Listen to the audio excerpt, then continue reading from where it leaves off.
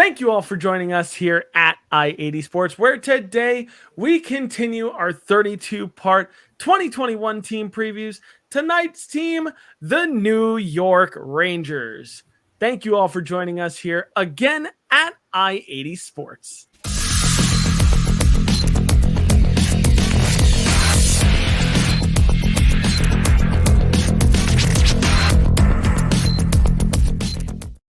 Thank you all for joining us here at I-80 Sports.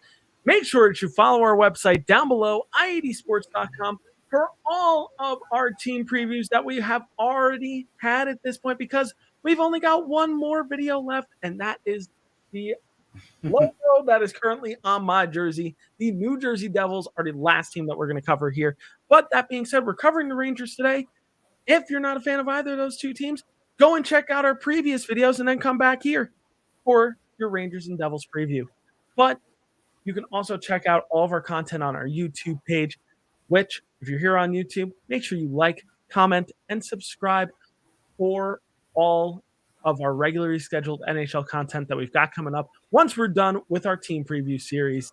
And if you're on Twitter, make sure you follow us down below at I80_SportsNHL. And if you're following already, thank you guys so much, because we greatly value all of your support. Without you guys, we can't do this on a weekly basis. I'm Brian. He's Tom. Tom, I think I already know how you're doing today. Doing well, and here we are to preview my favorite team, the New York Rangers. Grinning ear to ear. That is a rare feat for Tom. Ugh. Wow. Look at you, so happy. But a happy Tom just makes things right in the world. But before we look forward with this New York Rangers team, we got to look back real quick, because we got to talk about the 2020 and 2021 team facts, which not much to hang your head on for a Rangers fan here. What was the Rangers record last year? Well, they were 27, 23, and 6. That's 27 wins to 23 losses to 6 overtime losses, which was good for 60 points and 5th place in the East Division last year. Power play and penalty kill stats, they were above average in both categories. On the power play, they were sitting at 20.7% on the power play. League average is at 19%. For those who haven't checked out our videos before and know that I beat that dead horse with another dead horse. So yeah, they were above average on the power play this past year. On the penalty kill, above league average again. They were sitting at 82.3% on the penalty kill, which league average is at 79%. I'm going to learn the English at some point. And once again, Rangers just killing it in that category too. Leading scorers for the New York Rangers last year are Temi Panarin with 58 points, mind you, in only 42 games. Good for you, dude.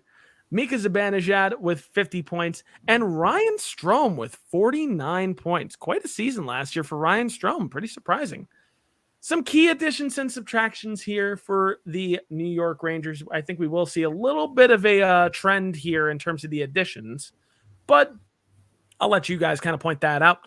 On the addition side, we had Barclay Goodrow, Sammy Blais, Ryan Reeves, Dryden Hunt, Greg McKegg, Patrick Nemeth, and Jared Tenorti.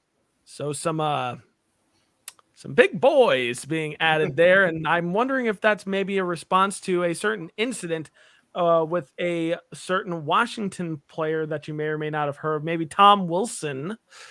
Maybe just a bit of a knee-jerk reaction there, but that's hearsay. On the subtraction side of things, Brett Howden, Pavel Buchnevich, Phil DiGiuseppe, Jack Johnson, Brendan Smith, and Colin Blackwell, a kind of a fan favorite last year amongst Rangers fans, losing to the expansion draft. He is now a member of the Seattle Kraken. Shed one tear for Colin Blackwell. But anyway, it's time to move on to some X Factors. And no, we're not talking about EA Sports NHL 22 X Factors. We're talking about our own brand of X Factors here. Who are some of the most important figures for the New York Rangers' success this year? Tom, at this point, I've done more than enough talking. It's time to hear from the New York Rangers aficionado himself. So, Tom, you have the floor.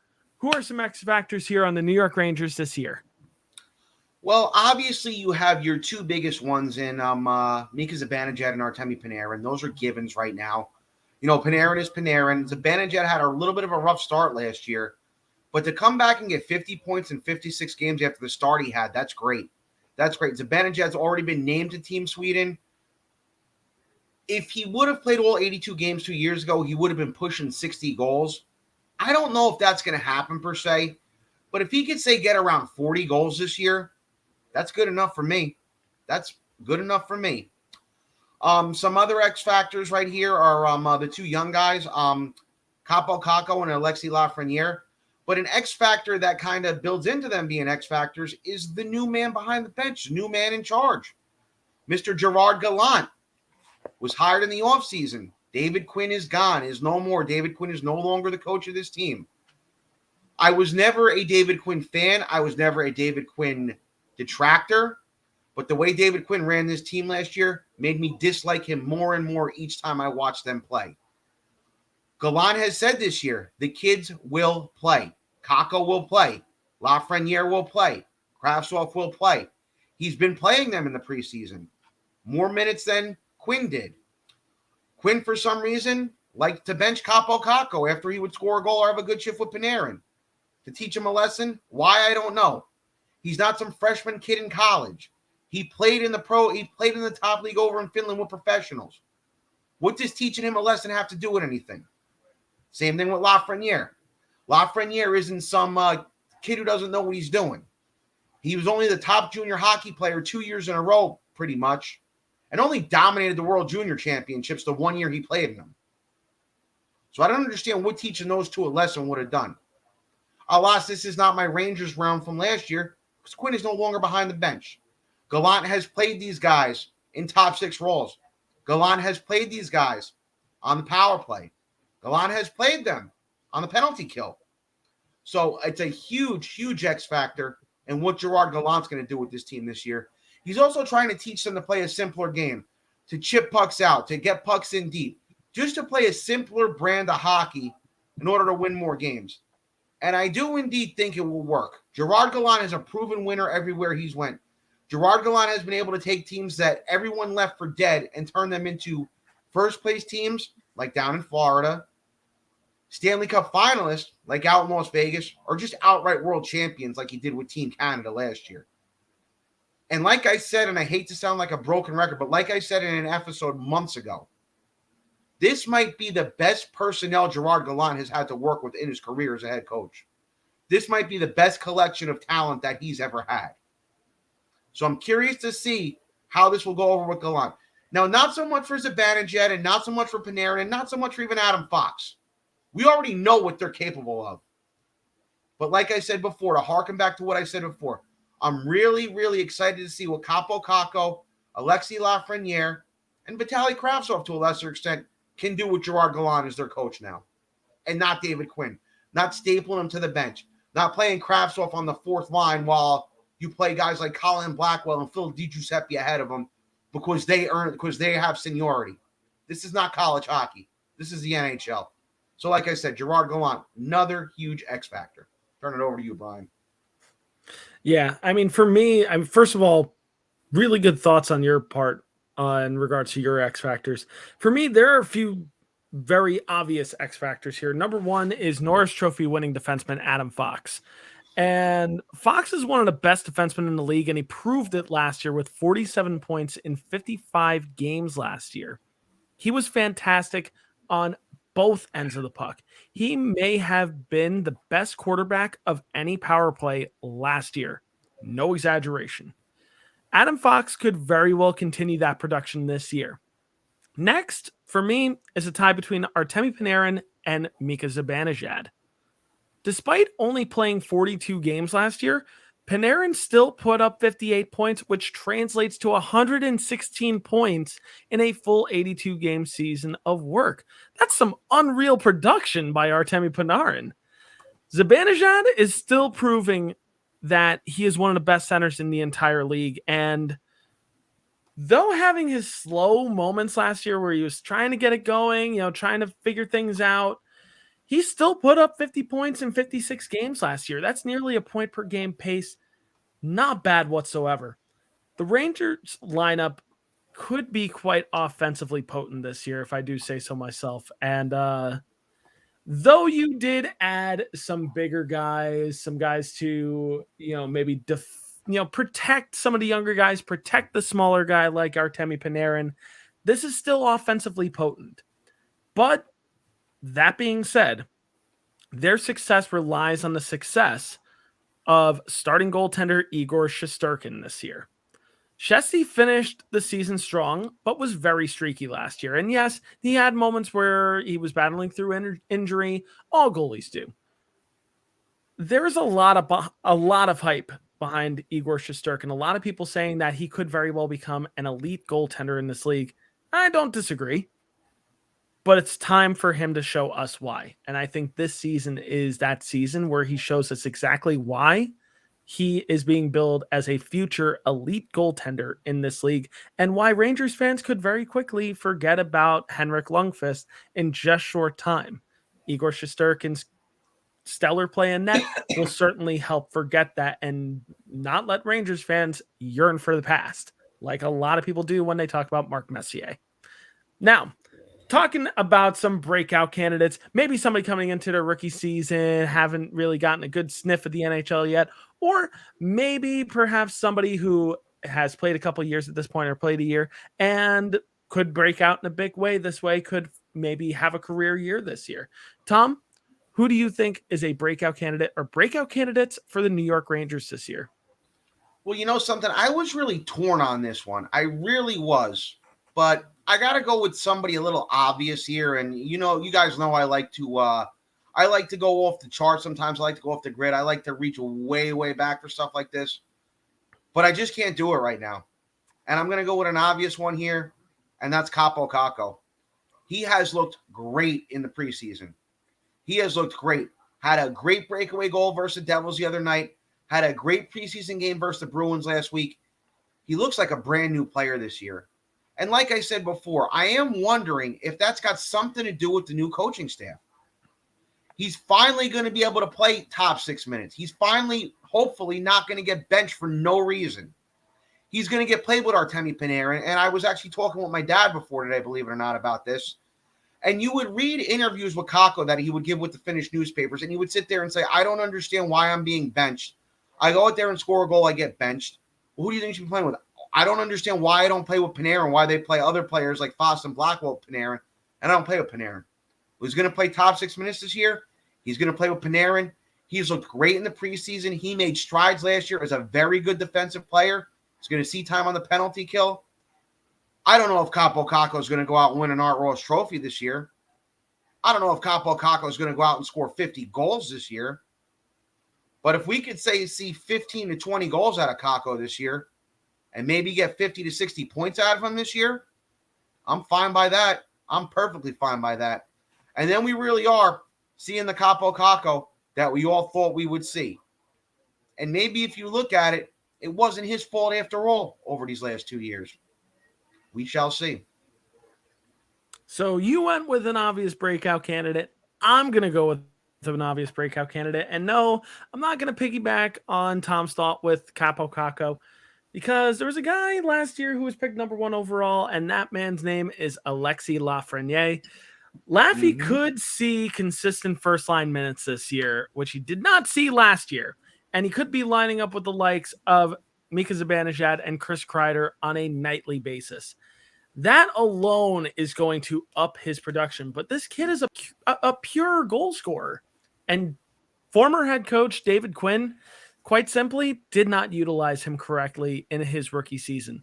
With new head coach Gerard Gallant seemingly ready to let him loose on the first line on a nightly basis, this could be the season where we see why Lafreniere was so hyped as the number 1 pick last year, and why Rangers fans are so excited for the future, and they can't stop telling us why.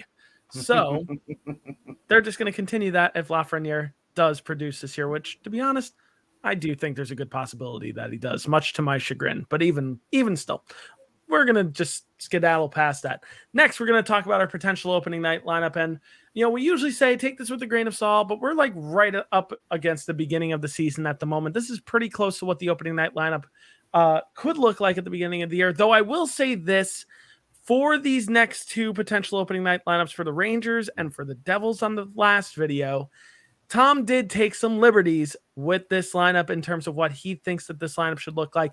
I took some liberties with the New Jersey Devils on what that lineup could look like. Tom, what's your note that you want to add in for this one? My one note I want to add, because everybody's going to say, hey, Tom, where is Vitaly Kravtsov? Right now, we don't know what's going on with Kravtsov. We don't know if he's going to be ready to go on opening night. I read before today that Ryan Reeves actually is going to be ready to go opening night. So when you say, hey, wait a minute, why do you have Kravtsov not in the lineup? I don't have him in the lineup because we don't know his status right now. If he was 100%, I'd have him in there, but we're just unsure right now. Yeah. So that being said, take it with a little bit of a grain of salt. So with Tom's asterisk added in there, that should be more than enough to kind of preface this. But that being said, what could this Rangers lineup look like on opening night? Well, it's time to take a look. Starting with the first line, we're moving from left wing to center to right wing. We've got Alexis Lafreniere with Mika Zibanejad and Chris Kreider. Next, onto the second line, we've got Artemi Panarin with Ryan Strome and Kaapo Kakko. On to the third line, we've got recently acquired Barclay Goodrow with Philip Hedl and Julien Gauthier. And then last on the fourth line, Sammy Blais with Kevin Rooney and Ryan Reeves. Next, onto the first line of defense, we've got Ryan Lindgren with Norris Trophy winning defenseman Adam Fox. Next, onto the second line of defense, we've got Keandre Miller with Jacob Trouba. And lastly, on the third defensive pairing, Patrick Nemeth with Nils Lundqvist. Lastly, to round things out, we've got the goaltending. I made it a starting and backup situation because I think Shesterkin is really going to get the majority of the minutes here. So starting goaltender, Igor Shesterkin with backup goaltender, Alexander Georgiev. So Rangers fans are probably looking at this lineup and saying, that's a pretty good lineup. I think I like this lineup. This is a playoff team. But let's cool the jets here for a second. Let's all take a deep breath in. Relax a little bit because we got to talk about some variables because there are some ways that this lineup can evolve and change between now and opening night, which the only way it changes is if Vitaly Kravtsov heals and then falls down a flight of stairs. Why am I killing these people by hurling them down a flight of stairs? What am I doing to these poor people? But even still, yeah, there's probably not going to be much in terms of like changing between now and opening night. But to be said, there's ways that this lineup can evolve between opening night to the Olympic break, and then from the Olympic break all the way past the trade deadline. So that being said, Tom, what are some variables that you see in your mind for this New York Rangers lineup? Well, three come to mind here. One is obviously the health of Igor Shesterkin. He's a good goalie. We've seen him. I don't think he's an elite goalie like Henrik Lundqvist was, but I do think he's a good goalie. Alas, his injury problems last year really crept up on this team. I'm hoping that he can stay healthy this year and he can be the Igor that we were all promised.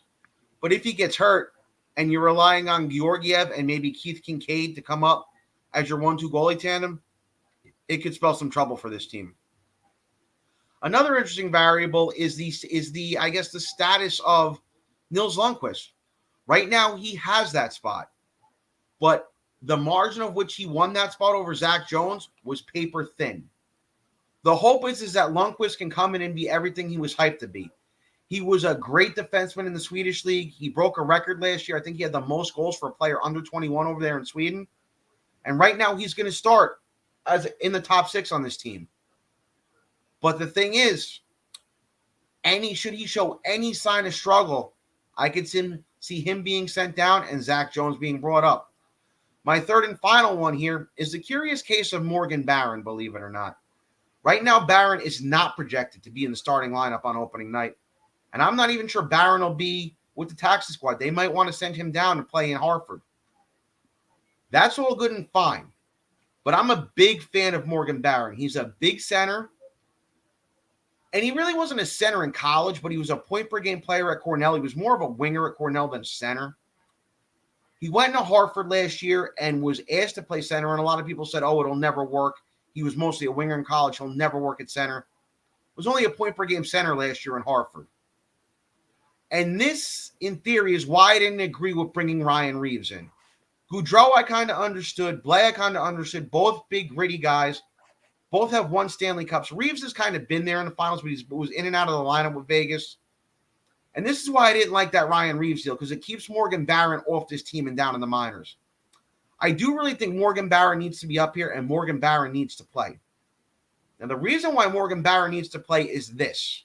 Ryan Strom's contract is up at the end of the year, and I'm hard-pressed to see them bringing Ryan Strome back. Strome is going to want to get a payday, and I just don't think that payday is going to come in New York. I really don't think so. I think his stats were a little inflated because he's been with Panarin all these years. Well, 3 years. All these years are 3 years. But I don't think Strome will be on this team this time next year. So I do really think that something will need to happen this year to allow Morgan Barron into this team so we can really see what he's capable of. And I do think he can become a good player at the NHL level. So those are just my variables. Honestly, some really good variables there. And it's tough to say for me variable-wise. But I wonder what the Rangers are going to do with the extra cap space, especially if they are very much in the hunt in March. It could be very problematic because here's the problem. You've got some UFAs and RFAs that need to get paid after this year. And Ryan Strome, as Tom already mentioned, yeah, maybe that's a guy that you don't necessarily pay, but you want to know who you probably have to pay? Mika Zibanejad, who's coming up into his final year of his current contract at $5.35 million, according to Cap Friendly, which thank God for Cap Friendly. He's coming into his UFA contract. Some interesting RFAs that you're going to have to pay after this year. Sammy Blais, if you elect that you want to do that, is going to need to get a little bit of a pay raise potentially, maybe get into that $2 million, $3 million range potentially. Another person, Vitaly Kravtsov, depending on what he does this year, he's going to need a bridge deal. Capo Caco, depending on what he does this year, might need more than a bridge deal. Julian Gauthier, wait and see. You don't know what he's going to do yet. And probably most importantly on this list, Adam Fox is an RFA after this year. And you look at what Cale Makar was paid. You look at what Quinn Hughes was just paid. You can't tell me that a Norris-winning defenseman is not worth less than that. You cannot tell me that he's worth less than Cale Makar and Quinn Hughes. You have to pay him almost equal money at that point, and I know damn sure that his agent is going to push for that. He's going to push for that $8 to $9 million per year, and that could be a real headache for the Rangers after this year, which they're currently sitting at about roughly $7.75 million in cap space at the moment. Certainly helpful, but they got to do something with that. So it becomes very problematic if they're in the hunt. They could be a very active team at the trade deadline. But you also have to keep in mind there are some very important faces to your franchise that you need to re-sign after this year. It could be a little interesting once we get to later this, closer to the offseason, what's going to happen. But we just have to wait and see what happens. Lastly, we're going to move on to our question of the day, which the question of the day is the same as always, which is, where do the Rangers finish in the Metropolitan Division this year? Tom, let's start with you. Let's see if you be a homer on this one. Where do you see the Rangers finishing in the Metropolitan Division this year? First place with 63 wins. We break the record, all-time record. All right, so realistically, you know something? I do think that they added the final piece to this rebuild puzzle in Gerard Gallant, adding him as head coach over the offseason. Gallant is known to bring out the best in every team he's coached. You know, he brought the Panthers to a division title. He brought the Golden Knights to a Stanley Cup final. Like I said before, brought Team Canada to a world championship, all when nobody expected much out of any of them. This is a little bit different. He's got better personnel. The expectations are a little higher. Do I see another Vegas Golden Knights Stanley Cup run here? No. Do I see a Florida Panthers division win here? No. What I do see is them making the playoffs. What I do see is a third place finish. What I do see is the concerns with Carolina's defense and goaltending and their fourth line depth. Do I see them maybe upsetting the Carolina Hurricanes in a first-round playoff series if that's what it comes down to. Maybe. So I'm going with third place here in the Metropolitan Division for my favorite team, the New York Rangers, led by Mr. Gerard Gallant. I certainly think that would bring a lot of joy to many New York Rangers fans if the Rangers could upset the Carolina Hurricane, who have the likes of former Rangers defenseman Tony DeAngelo and Brady Shea. So, could be kind of interesting to see with that. My opinion, this team could be a lot of trouble for many teams this year. They could be very dangerous. They have a very potent lineup that I think is only getting better as days go on. Don't hate me. I'm just going to say that outright. Despite the improvements, I think they're still about 1 year away from just getting comfortable with that Gerard Gallant format. And I say they finish in 5th place this year. This is still a younger and developing team.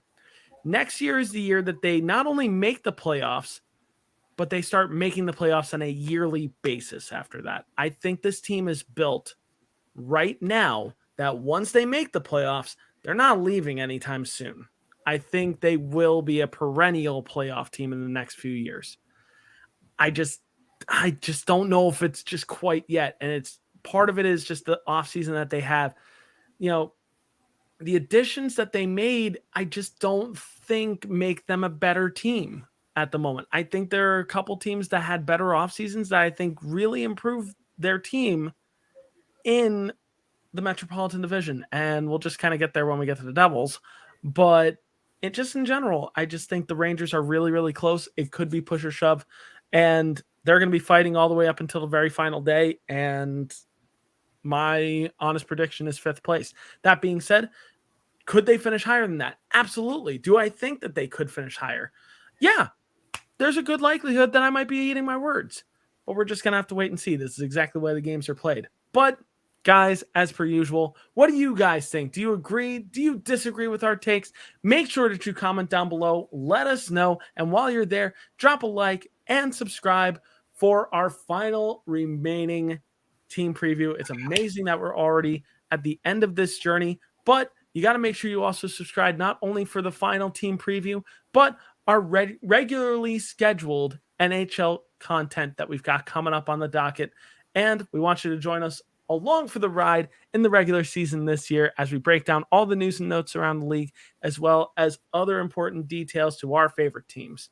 But you can also check out our content down below at iadsports.com, where not only can you find our NHL content and our team previews, but you can also find our NFL, NCAA football, MLS, and NBA content there as well. Make sure you give them some love because they are working just as hard, if not harder, than we are currently right now. And if you're on Twitter, make sure that you follow us down below at I80_SportsNHL. And if you're already currently following, thank you guys so much because we greatly value all of your support. Without you guys, we can't do this on a weekly basis. But Tom, it's time to say goodbye to your favorite team. And the next video, the final video, our conclusion to our team preview, we'll be covering my favorite team, the New Jersey Devils. So you don't want to miss that. For now, I'm Brian. He's been Tom. This has been our New York Rangers 2021-2022 team preview.